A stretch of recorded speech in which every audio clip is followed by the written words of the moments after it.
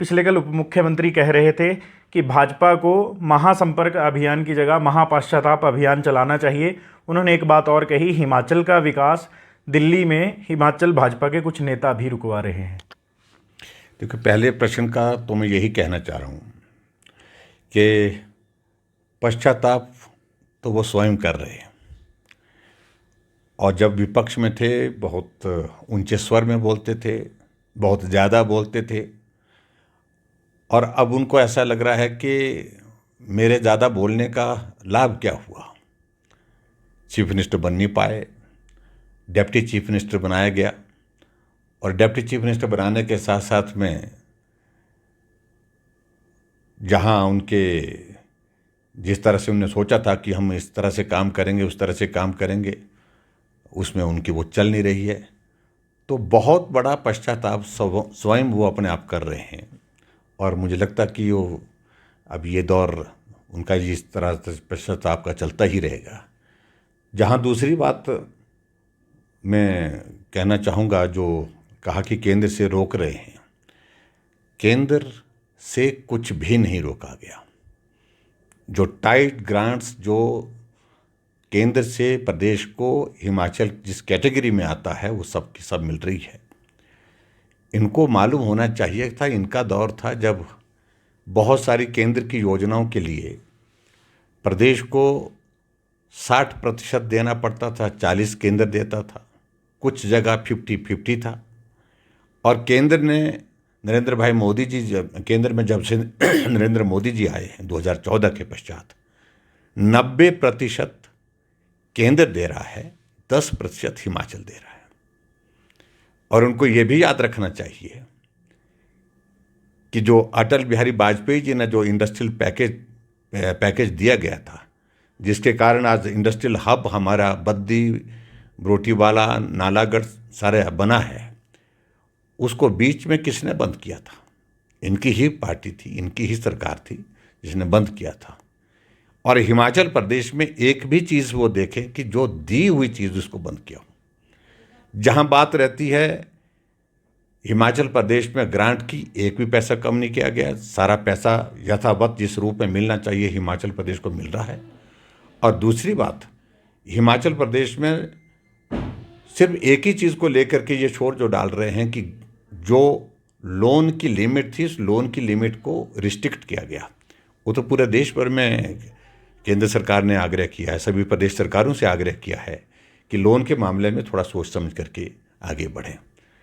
आंध्र प्रदेश में क्या स्थिति बन गई है, कई महीनों तक कर्मचारियों की सैलरी नहीं मिल पा रही है, और लोन की परिस्थिति ये हो गई कि जो फ्री वीज के कारण वहाँ पर वो प्रदेश संकट में है। परंतु सरकार का तो ऐसा मानना है कि हम विपक्ष में हैं, विपक्षी दल हैं, इस वजह से अब हिमाचल में हमारी सरकार आई है, भाजपा सरकार बना नहीं पाई, इस वजह से केंद्र ने लोन की लिमिट को कम किया है। देखिए, बिल्कुल भी नहीं, ये सोचना गलत है उनका, और मुझे लगता है कि बहुत दुर्भाग्यपूर्ण है ये।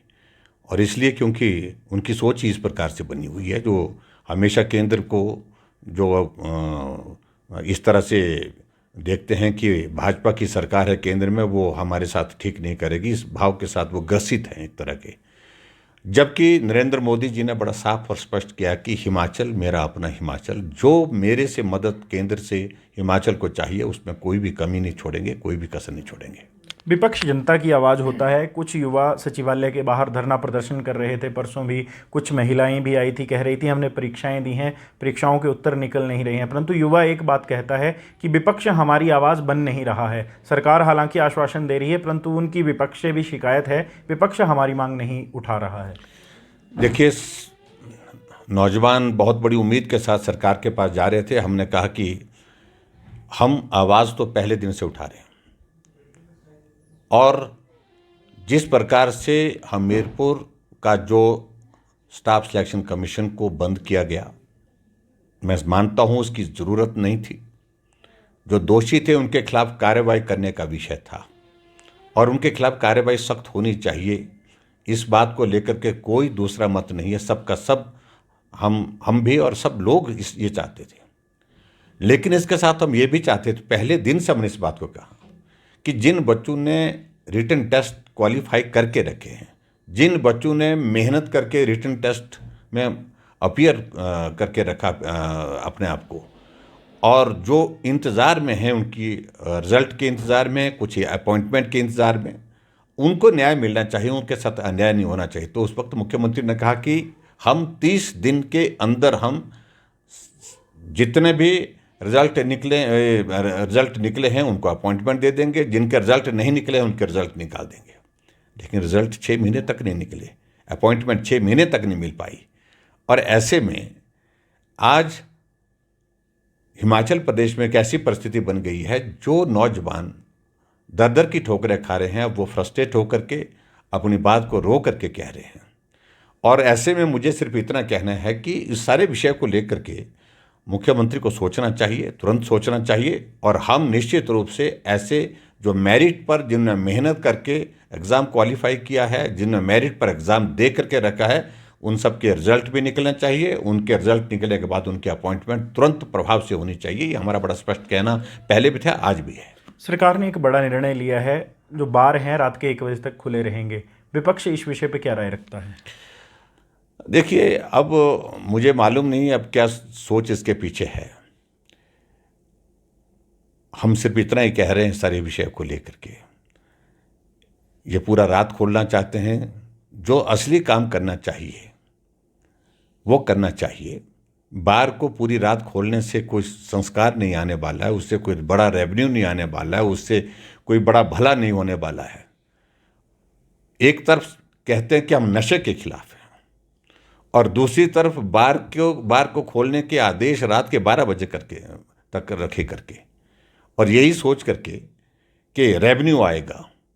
लेकिन दूसरा पक्ष इनको ये भी तो देखना पड़ेगा कि अगर नशे को ऐसी खुली छूट देंगे तो उससे नौजवानों को भी नुकसान होगा, नई जनरेशन को भी नुकसान होगा, और उसके साथ साथ में भला होने में उसमें कोई चीज़ हमको नहीं दिखती है। जिस प्रकार से निर्णय लिया, ये हास्यास्पद है और दुर्भाग्यपूर्ण है, मैं कह सकता हूँ। डॉक्टर बिंदल दूसरी बार भाजपा के अध्यक्ष बने हैं। लोगों में चर्चाएं ये हैं कि क्या बिंदल के अध्यक्ष बनने से जयराम ठाकुर मजबूत होंगे?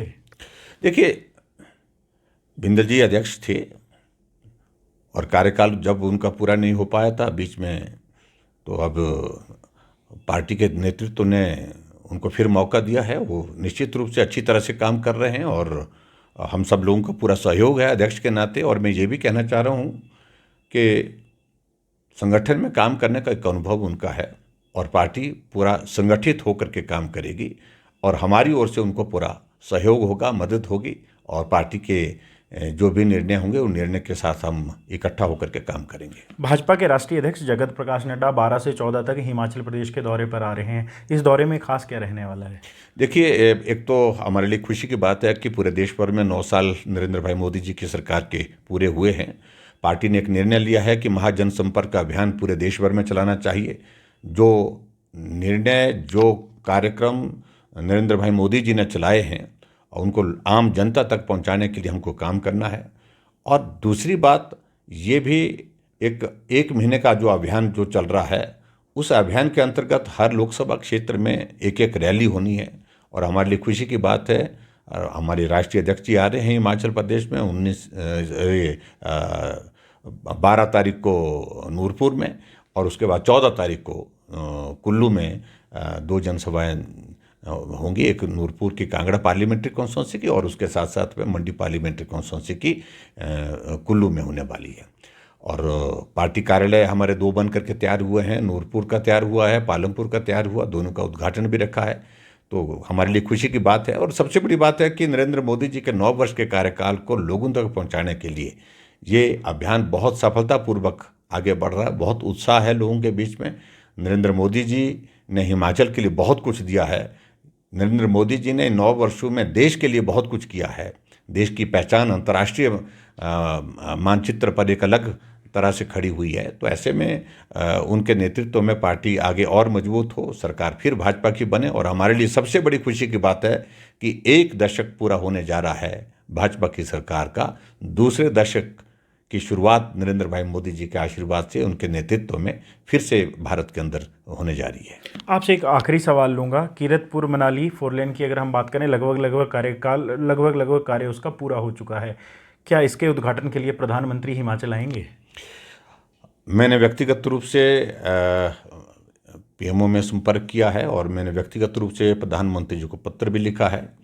और उसके जो 2 पोर्शन बन करके जो तैयार हुए हैं, अभी पूरा बनने में थोड़ा वक्त लगेगा, लेकिन उसमें जो टनल्स कीरतपुर से बिलासपुर, ये सुंदरनगर तक के, उसके बाद पंडोह से टकोली तक के, और उसके बाद मनाली तक के जो पोर्शन है जो सड़क का 4 लेन का, वो उद्घाटन के लिए तैयार है। लगभग 8,000 करोड़ रुपए की लागत से 2 पोर्शन जो है उद्घाटन के लिए तैयार है। मैं उम्मीद करता हूँ निश्चित रूप से प्रधानमंत्री जी आएंगे और इस सड़क का उद्घाटन भी करेंगे 4 लेन का, और उसके साथ साथ में जो टनल बनी है वो बहुत सुंदर बनी है, और प्रधानमंत्री जी आकर के उद्घाटन करें तो हमें बहुत अच्छा लगेगा।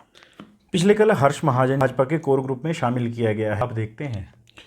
देखिए, निश्चित रूप से पार्टी में नई नई चीज़ें होती रहती हैं। नए लोगों का पार्टी में जुड़ना, पार्टी में काम करने के लिए उनको दायित्व देना, इन सारी चीज़ों की प्रक्रिया चलती रहती है।